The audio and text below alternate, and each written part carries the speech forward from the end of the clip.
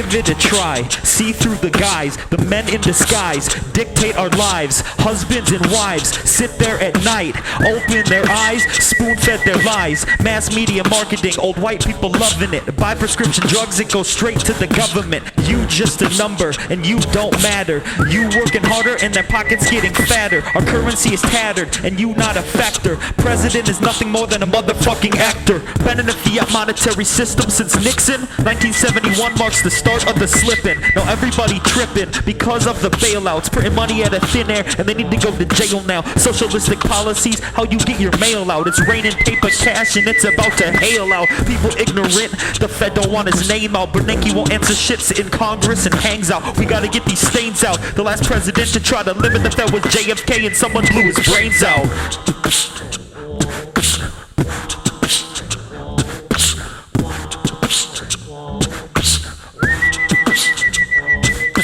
Lying to our faces, and I'm fed up, dog. 9/11 was a giant fucking setup job. Maybe at first it's kinda hard to see that. Google Operation Northwoods or the Real ID Act. Proof that controlling the people is the #1 goal. Every man, woman, and child, and every goddamn soul is not elected officials, cause they're just the front men. The government works for bankers who pay top dollar to front them. The only real power we have is to put people in Congress, supposed to make the laws on if it's okay to bomb this. We're in 2 wars started by executive orders. Actually voted on the whole thing after we started the slaughter. Patriot Act passed immediately after. The towers dropped dead. Firemen and cops, we're gonna start and never stop. Egyptians and Saudi terrorists. What about Pakistan? Look it up on the 10th. We had the plans for Afghanistan.